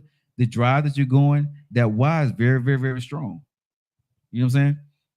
And when you lose your why, whether it's for your kids, your wife, your husband, your daddy, right? Most people why is not for themselves. Really? Yeah. Most people don't do it for themselves, bro. If you sit down and truly think about it, your mama is not living her life for herself. Your dad is not living his life for himself. Most people, why is not for them. It's for their wife, their husband, their kids, their mom, or their dad. They're looking for something or to prove something to other people. Most people, not everybody.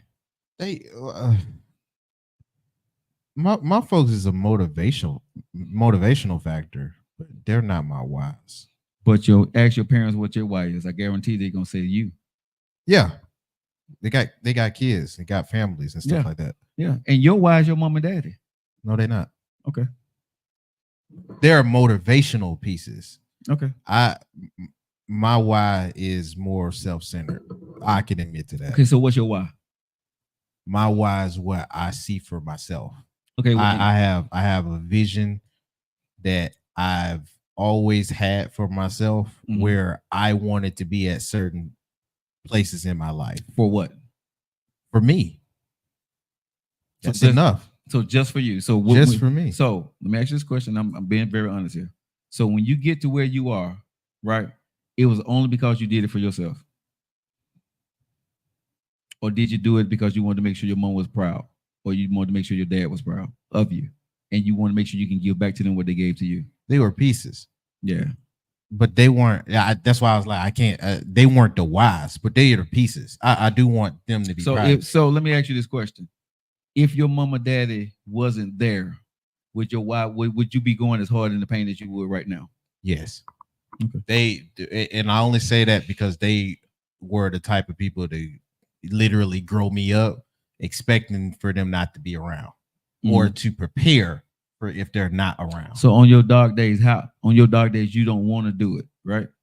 Who are you doing it for? On the days you don't want to get out of bed, the days you don't feel like moving, you're doing it for yourself. I'm still not playing. Okay. Because like I said, I have my own type of vision for what I want from me. That's where I start first most. Okay. And then for other motivational pieces, I'd be like, well, how did your dad do it? Or what's gonna happen if you can't pull this off for mama, for grandma? You know what I mean? They're my motivational pieces to why you need to be doing this, not just for you, but for other folks that you put in your motivational corner that helped you out, that move you through.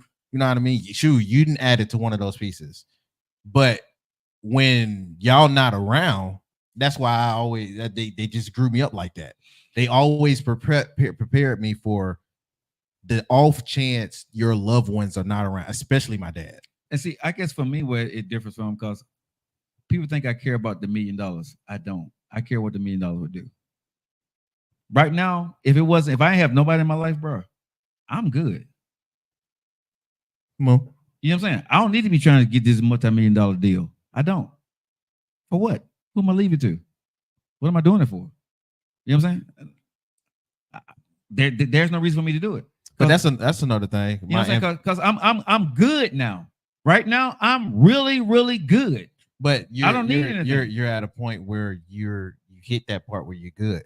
I haven't did that. Yeah, I have other motivation. But what I'm saying, bro, that was the time of my life. But see, when I was your age, I was good. And I lost a lot of money back in the day on doing bad deals or whatever. I was good early on. I wouldn't have never did a whole lot of other stuff, bro, if it wasn't for my wife and for my kids or whatever. Because I got if I was really just for me, I would stay in the military, retired, and been good. Real talk. My life was good a long time ago without anybody if I was just doing it for me. Because if I don't have any kids, I don't have anybody, I don't need a bunch of money. I ain't got nobody to leave it to. And I didn't have the humanitarian thing in me when I was your age to give back to the world and create stuff. I ain't give a damn about none of that. You see what I'm saying? So I was good. I was good in my, I'm going to say when I was about 28 years old, I was good for what I had accomplished, right? I had a career. I could have did my 20 years in the military, got my retirement pay, came out and just did myself. I wouldn't need to done anything, right? I was successful, very successful for myself. But when I started to get other parts in my life, I started to realize that it's going to take more than that because it was just about me. Now, the small pieces, as you said, was to make mom and dad happy, right? When I found out that you couldn't, when I found out that I was never going to get that from them. But anyway, we can go back and forth on that all day, y'all. We got to go get up out here. It's, we didn't keep you guys for 2 hours. We do appreciate you guys locking into the Joe Lockett Show. Tomorrow, make sure you guys lock it into the Keith and Joe Show on all your social media platforms.